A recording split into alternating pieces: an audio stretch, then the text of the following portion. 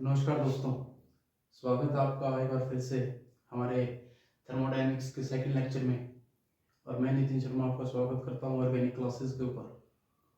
जैसा कि हमने पिछले लेक्चर में पढ़ा कि यूनिवर्स के बारे में, कंप्लीट यूनिवर्स हमने कर लिया था, सिस्टम, सराउंडिंग एंड बाउंड्रीज। और अब हम करने वाले हैं थर्मोडायनेमिक्स से रिलेटेड कुछ अगली टर्मिनोलॉजीज के बारे में। तो हमारी आगे जो प्रॉपर्टीज आती हैं, हमने सिस्टम से सराउंडिंग में हीट ट्रांसफर को पढ़ा था। तो आगे हम उसी थर्मोडायनेमिक्स की कुछ प्रॉपर्टीज को पढ़ रहे हैं। थर्मोडायनेमिक्स में बेसिकली दो प्रॉपर्टीज होती हैं। पहली प्रॉपर्टी को कहा जाता है extensive property, extensive properties, and second one is intensive properties.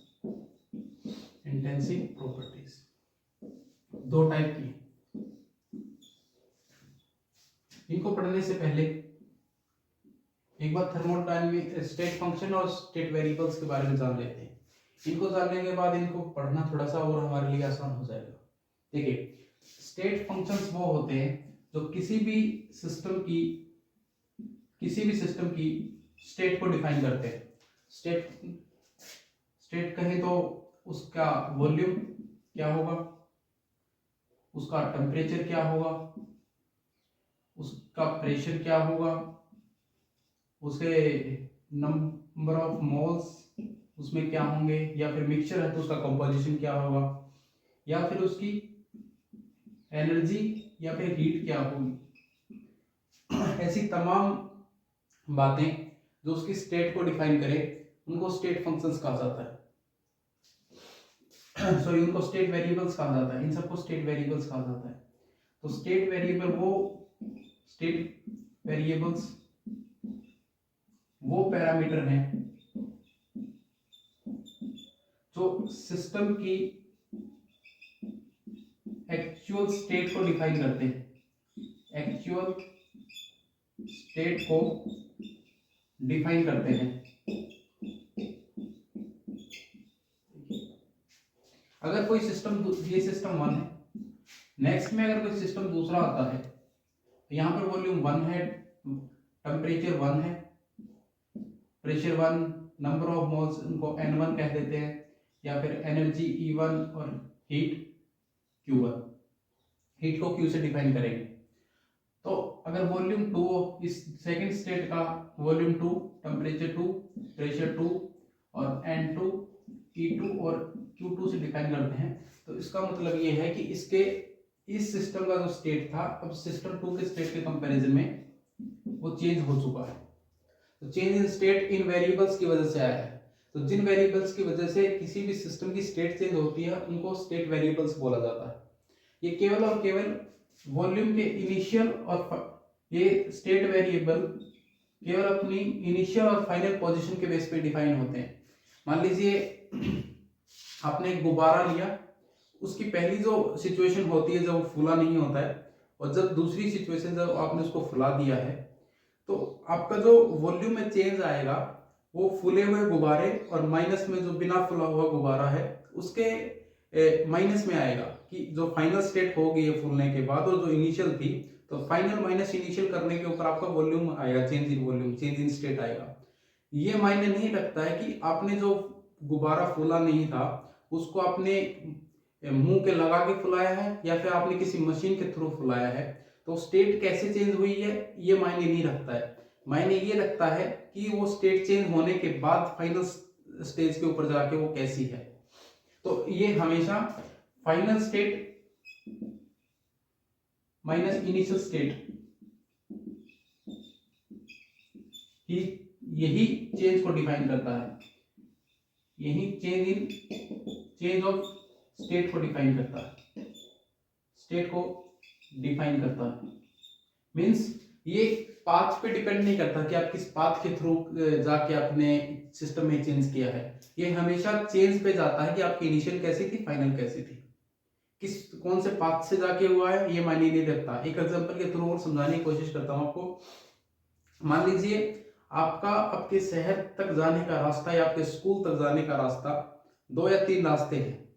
तो पहला मान लीजिए जो पहला रास्ता है स्कूल से घर से स्कूल का, वो पहला रास्ता है वो 5 किलोमीटर है, दूसरा 10 किलोमीटर है, तीसरा 15 किलोमीटर है। ये आपकी डिस्टेंस है, ये सारी क्या है, डिस्टेंस है। लेकिन अगर आप स्कूल जा रहे हो तो आपकी जो चेंज इन स्टेट डिफाइन करेगी वो ये डिफाइन करेगी आप स्कूल का और घर का डिस्प्लेसमेंट कितना है, कि डायरेक्ट दूरी जब आप घर से खड़े होकर स्कूल की तरफ देखते हैं तो बिल्कुल स्टेट डिस्प्लेसमेंट कितनी आती है, आप कौन से रास्ते से गए हैं, ये बात मायने रखती ही नहीं है। मायने ये रखती है कि आप स्कूल गए हैं फिर आप घर आ गए हैं, कौन से रास्ते से गए हैं ये कोई मायने नहीं रखता है। उम्मीद करता हूं आपको समझ आ गई मेरी बात। तो जो स्टेट फंक्शन वेरिएबल्स होते हैं वो इनिशियल फाइनल पोजीशन पे डिफाइन करते हैं, इस बात पे डिफाइन नहीं करते कि कौन सा पाथ आपने फॉलो किया है उस वेरिएबल्स को चेंज करने के लिए उस पर्टिकुलर सिस्टम की। अब देखिए स्टेट वेरिएबल हो गया, स्टेट फंक्शन क्या होता है, देखिए स्टेट वेरिएबल और स्टेट फंक्शन में एक बहुत माइनर सा डिफरेंस है। वैसे दोनों को एक ही कहीं कहीं बुक्स में एक ही टर्म्स में डिफाइन कर दिया गया है, दोनों को और लगाकर ही, लेकिन यहाँ पे मैंने एंड लगाया है क्योंकि इनके बीच में थोड़ा माइनर डिफरेंस है, वो आपको मैं समझा देता हूँ। वेरिएबल सिस्टम स्टेट वेरिएबल्स वो वेरिएबल्स हैं जो स्टेट को चेंज ऑफ स्टेट को डिफाइन करते हैं, लेकिन स्टेट फंक्शन वो एक पर्टिकुलर कंडीशन है जहां पर एक वो पर्टिकुलर कंडीशन है स्टेट ऑफ इसके सिस्टम के स्टेट के चेंज होने की, एक कंडीशनल है जहां पर हम उनको डिटरमाइन करते हैं, बस इतना ही डिफरेंस है, बाकी सेम है, दोनों होते हैं। अच्छा फंक्शंस कौन से होते हैं, देखिए एक मैजिक स्क्वायर से डिफाइन किया गया है, इसको बोलते हैं मैजिक स्क्वायर। यहाँ पे S Satya, Prakash, very tired, hey God all you, इसकी है Satya, Prakash, very tired, hey God all you.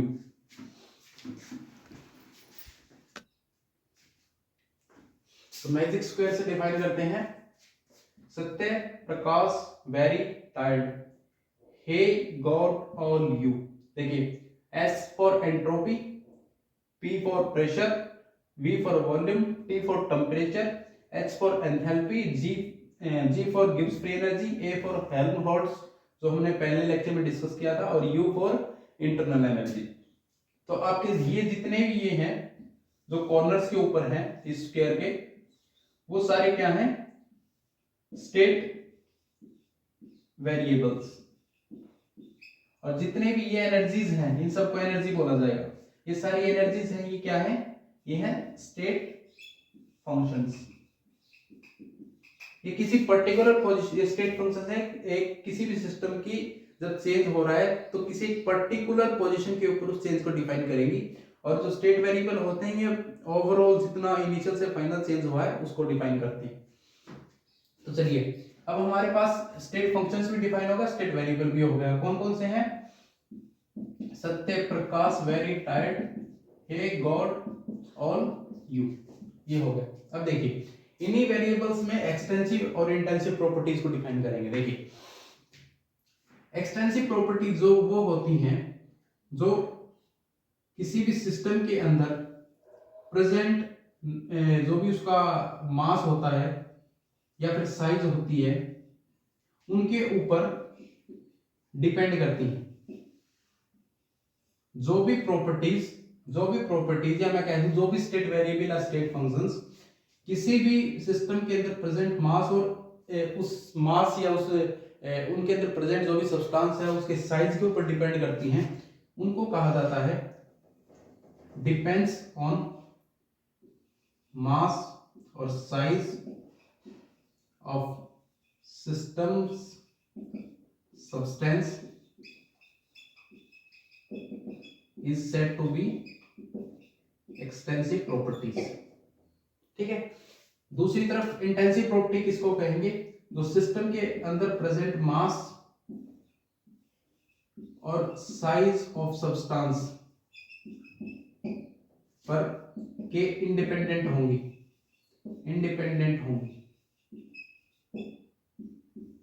चलिए मैं एक एग्जांपल से आपको समझाने की कोशिश करता हूं। देखिए इसमें से मैं एक उठा रहा हूं वॉल्यूम और एक उठा रहा हूं टेम्परेचर। इस तरीके से आप सभी को डिफाइन कर सकते हैं अपने खुद के एनालिसिस के ऊपर, खुद का कैलकुलेट करके, खुद का लॉजिक्स लगा के। देखिए मैं लेता हूं एक प्रेशर एक वॉल्यूम लेता हूं और एक लेता हूं टेम्परेचर, ये प्रॉपर्टीज लेता हूं। मैंने कोई सिस्टम लिया, उस सिस्टम के अंदर उसकी पूरी वॉल्यूम है वो है 100 लीटर की, 100 लीटर पानी आ सकता है इस सिस्टम के अंदर।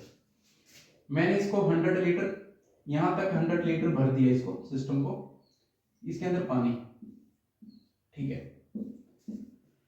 अब इस सिस्टम का जो टेम्परेचर है, इस सिस्टम का जो वॉल्यूम कितना है इसका 100 लीटर, और इस जो सिस्टम का टेम्परेचर है वो है मान लीजिए 40 डिग्री सेल्सियस मान लीजिए आप एक बार, ठीक है।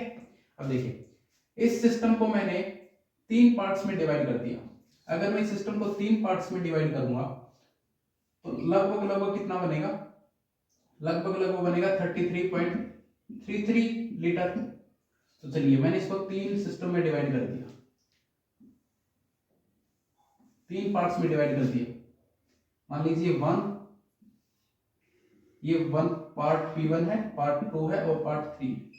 तो अब पार्ट 1 में कितना पानी आएगा, या इस पार्ट 1 की वॉल्यूम कितनी है, पार्ट 1 की वॉल्यूम है 33.33%, क्योंकि हमने इसको 3 से डिवाइड कर दिया ना, 3 में पार्टीशन कर दिया इस पूरे का। तो ये भी सेम होगा 33.33% और ये भी सेम होगा 33.33%।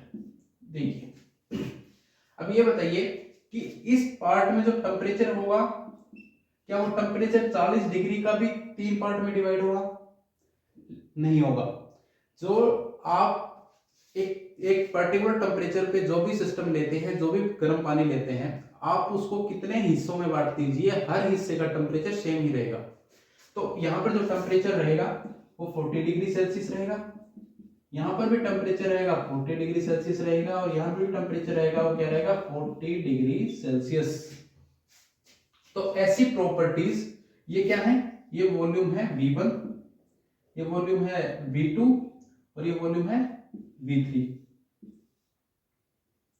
ये वॉल्यूम है V3, ठीक है। V1 V2 3 temperature, T1 T2 और T3 ये हर एक वॉल्यूम के कॉरस्पॉन्डिंग है। V1 के कॉरस्पॉन्डिंग T1 है, V2 के कॉरस्पॉन्डिंग T2 है और V3 के कॉरस्पॉन्डिंग T3 है। ओके, अब देखिए वॉल्यूम जो है वो अमाउंट ऑफ सब्सटेंस, पूरे सिस्टम की जो अमाउंट है उसके ऊपर डिपेंड कर रही है। अगर हम उनको बांट रहे हैं, अगर हम पूरे सिस्टम की वॉल्यूम को बांट रहे हैं तो ये बढ़ रही है, अब पूरे सिस्टम की वॉल्यूम को नहीं बांट रहे तो नहीं बढ़ रही। तो वो depend on mass of substance, mass of ये कह दीजिए कि सिस्टम के ऊपर, और सिस्टम में भी क्या है वॉल्यूम। ओके, क्या टेम्परेचर चेंज हो रहा है तीनों पार्टीशन में, नहीं हो रहा। तो टेम्परेचर क्या है, independent on mass of system, क्या है टेम्परेचर इंडिपेंडेंट है। तो यहां पर जो वॉल्यूम होगा वो होगी एक्सटेंसिव प्रॉपर्टी, जो डिपेंड कर रही है एक्सटेंसिव प्रॉपर्टी, और जो टेम्परेचर है वो क्या होगी इंडिपेंडेंट प्रॉपर्टीज। ये होती हैं एक्सटेंसिव प्रॉपर्टी और इंटेंसिव प्रॉपर्टीज। एक बार नोट कर लीजिए, जिनके जितनी भी एनर्जीज होती हैं, जितनी भी एनर्जीज, चलिए आपका ऐसे होमवर्क मान लीजिए कि आप सभी को इनको कैलकुलेट करके देखेंगे और करेंगे। आपको किसी का समझ नहीं आ रहा कि कोई पर्टिकुलर है वो एक्सटेंसिव या इंटेंसिव है तो क्यों है, तो आप कमेंट में डाल दीजिएगा, मैं उसको एक्सप्लेन कर दूंगा अगले लेक्चर में जब भी हमारा स्टार्ट होगा। इसके बाद हमारी थर्मोडायनेमिक प्रोसेस। देखिए स्टेट फंक्शंस को डिफाइन कर लिया, स्टेट वेरिएबल्स को डिफाइन कर लिया। स्टेट वेरिएबल वो वेरिएबल होते हैं जो किसी भी सिस्टम की स्टेट को चेंज करने के लिए उत्तरदायी होते हैं। और स्टेट फंक्शंस वो होते हैं तो जो जब स्टेट चेंज हो रही है तो एक पर्टिकुलर पोजीशन के ऊपर उनके वेरिएबल को कैलकुलेट करना ही स्टेट फंक्शंस होता है। और स्टेट फंक्शंस की हेल्प से किया जाता है। थर्मोडायनेमिक प्रॉपर्टीज वो प्रॉपर्टीज हैं जो इन वेरिएबल्स के अंदर मास ऑफ सब्सटेंस के ऊपर डिपेंड करती हैं, और इंटेंसिव है जो मास ऑफ सब्सटेंस के ऊपर इंडिपेंडेंट हक रखती हैं। देखिए यहां से आप ऐसे याद रख सकते हैं कि इंटेंसिव प्रॉपर्टीज में इन आ रहा है और इंडिपेंडेंट में भी इन आ रहा है, तो आपको याद रखने में आसानी होगी। तो एक छोटा सा निमोनिक से इसको याद कर लीजिएगा। इंटेंसिव में इन आ रहा है, इंडिपेंडेंट में भी स्टार्टिंग में इन आ रहा है, और बाकी बच गया वो डिपेंडेंस वाला हो गया। अब देखिए, अब इन्हीं वेरिएबल्स के थ्रू हम प्रोसेस को डिफाइन करेंगे। देखिए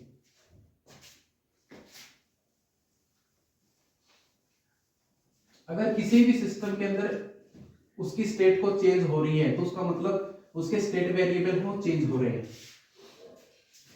उसके जो स्टेट वेरिएबल हैं वो चेंज हो रहे हैं। अगर स्टेट वेरिएबल चेंज होते हैं, मान लीजिए सिस्टम S1 था, V1, T1, P1 और N1 है, और स्टेट चेंज हुआ। चेंज होने के बाद S2 स्टेट आया, सिस्टम आया, और उसमें V2, T2, P2 and N2 है। तो जो चेंज ऑफ स्टेट हुआ है ये तो वेरिएबल्स की वजह से हुआ, लेकिन इस पूरे फिनोमिना को बोला जाता है प्रोसेस।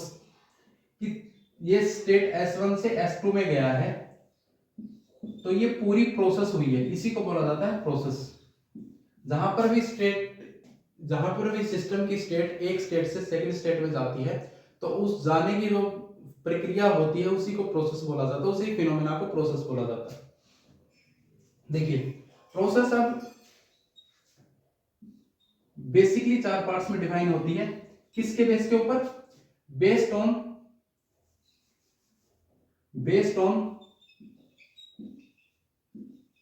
कांस्टेंट क्वांटिटी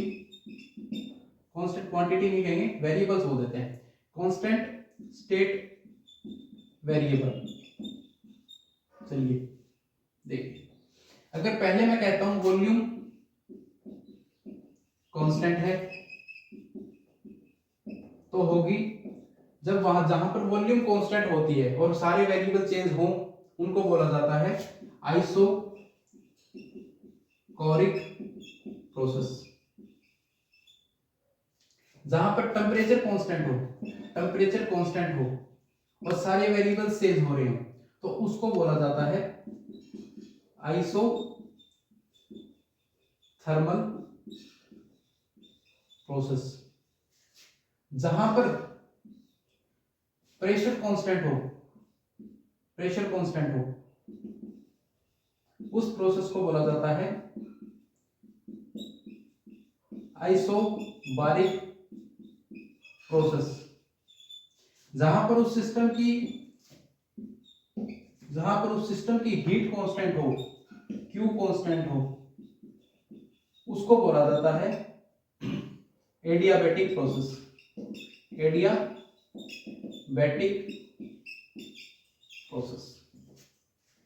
ओके, जहां पर वॉल्यूम कांस्टेंट हो और सारे वेरिएबल चेंज हो रहे हो आइसोकोरिक। जहां पर टेम्परेचर कांस्टेंट हो बाकी सारे हो रहे हो चेंज हो रहे हो आइसोथर्मल। जहां पर प्रेशर कांस्टेंट हो बाकी सारे चेंज हो रहे हो आइसोबारिक। जहां पर हीट कांस्टेंट हो सारे चेंज हो रहे हो उसको बोला जाता है एडियाबैटिक प्रोसेस।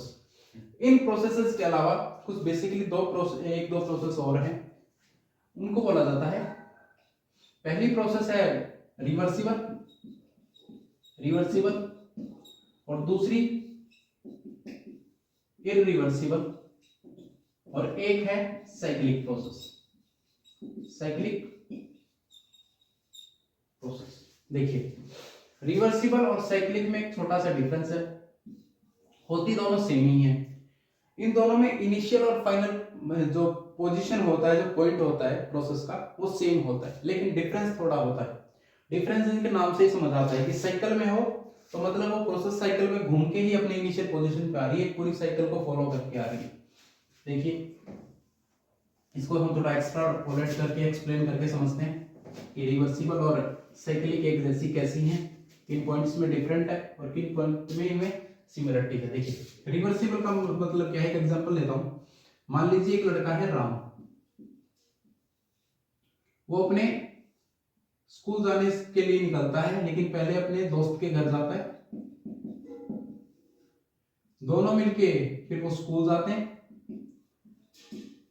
स्कूल से फिर वो ट्यूशन जाते हैं, ट्यूशन से आते वक्त वो खेलने के लिए चले जाते हैं दोनों साथ मिलके, और फिर वो अपने घर आ जाता है राम। ठीक है, ये प्रोसेस है पूरी, ये ऐसे जा रहा है। राम पहले दोस्त के घर जा रहा है, उसके साथ फिर स्कूल जा रहा है, फिर उसके साथ ट्यूशन जा रहा है, और फिर उसके साथ खेलने जा रहा है, और फिर उसके साथ अपने वापस अपने खुद के घर पे आ रहा है। तो ये पूरी साइकिल है। ठीक है, देखिए अगर वो ऐसा करता कि राम है वो पहले अपने दोस्त के घर जा रहा है, दोस्त के घर से वो स्कूल जा रहा है, ठीक है, वो स्कूल से फिर वापस अपने दोस्त के घर आ रहा है, और फिर राम अपने वापस अपने घर आ रहा है। पहले दोस्त के घर गया, फिर स्कूल गए, फिर वापस स्कूल से अपने दोस्त के घर आया, फिर राम अपने घर आ गया। ठीक है, देखिए इस प्रोसेस को बोला जाता है साइक्लिक प्रोसेस, जहां पर वो जिस रास्ते से गया वो अपने इनिशियल पॉइंट के ऊपर एक पूरी साइकिल फॉलो करके आया, ना कि जिस रास्ते से गया था उसी रास्ते से वापस आया। तो इस प्रोसेस को बोला जाता है रिवर्सिबल प्रोसेस, और इस प्रोसेस को बोला जाता है साइक्लिक प्रोसेस। और दोनों में जो initial position and final position जो है राम की, फाइनल पोजीशन है राम की सेम है। इसमें भी राम की इनिशियल पोजीशन यही है, इनिशियल पोजीशन यही है, और फाइनल भी यही है, और इसमें भी इनिशियल यही है और फाइनल यही है। ये डिफरेंस है इनमें। इरिवर्सिबल प्रोसेस कौन सी होती है? देखिए रिवर्सिबल जो रिवर्स हो सके, इरिवर्सिबल जो रिवर्स ना हो सके। मतलब अगर राम स्कूल जा रहा है तो स्कूल से फिर घर नहीं आ रहा, घर नहीं आएगा फिर वो कभी भी, तो वो प्रोसेस हो जाएगी इरिवर्सिबल प्रोसेस। थोड़ा और एक्सप्लेन करके समझने की कोशिश करते हैं। देखिए जो प्रोसेस रिवर्सिबल होती है वो बहुत ही स्लो प्रोसेस होती है, बहुत ही स्लो प्रोसेस होगी, और छोटे छोटे स्टेप्स में होगी, बहुत ही छोटे छोटे स्टेप्स में होगी, और वो इनफाइनाइट होंगे, छोटे छोटे स्टेप्स में होगी और इनफाइनाइट होंगे। उदाहरण के तौर पे मान लीजिए हम दूध से दही बनाते हैं, तो जब हम शाम को दूध में थोड़ा सा खट्टा डाल के छोड़ते हैं, तो पूरी रात छोड़ते हैं, तो पूरी रात वो बहुत प्रोसेस होती है, उसमें बहुत ही स्टेप्स होते हैं, टूट के फिर वो सुबह दही के फॉर्म में हमें मिलता है। तो बहुत स्लो प्रोसेस है और बहुत इनफाइनाइट स्टेप्स में होती है। For example corrosion of iron, जब भी जो भी लोहा होता है वो ऑक्सीडाइज होता है, तो वो एक बहुत लंबी प्रोसेस के थ्रू होता है, और उसमें बहुत छोटे छोटे पता नहीं कितने ही स्टेप्स होंगे इनफाइनाइट, जिसको हम गिन भी नहीं सकते और हमें पता ही। तो ऐसी प्रोसेस को रिवर्सिबल प्रोसेस कहा जाता है। ठीक है, जो होंगे, ठीक है, वहां से हम छोटे छोटे प्रोसेस और इनफाइनाइट वाले को लेके आएंगे, वो छोटे छोटे स्टेप्स की बात कर रहा हूं मैं। ठीक है, रिवर्सिबल प्रोसेस में छोटे छोटे स्टेप्स होंगे। ठीक है, और जो मैंने आपको दही वाला बताया वो एग्जैक्ट जो एग्जांपल है वो इरिवर्सिबल प्रोसेस का है, और oxidation of iron and curd formation जो है वो एक्चुअल में जो एग्जांपल्स है वो इरिवर्सिबल प्रोसेस के हैं। क्यों है? क्योंकि अगर हम दूध से दही बनाते हैं तो वापस हम किसी भी हालत में दही का दूध नहीं बना सकते हैं कभी भी। तो वो इरिवर्सिबल प्रोसेस है कि वो वन वे प्रोसेस है, वापस नहीं आ सकती, रिटर्न नहीं हो सकती। जो ऑक्सीडेशन ऑफ आयरन है, एक बार जंग लग गया तो वो ऑक्सीडाइज हो चुका है, उस ऑक्सीडाइज से हम वापस आयरन नहीं बना सकते हैं। तो ये दोनों प्रोसेस इरिवर्सिबल प्रोसेस में आती हैं, और ये बहुत ऐसा कहा जाता है कि फास्ट प्रोसेस होती है, और ये बिल्कुल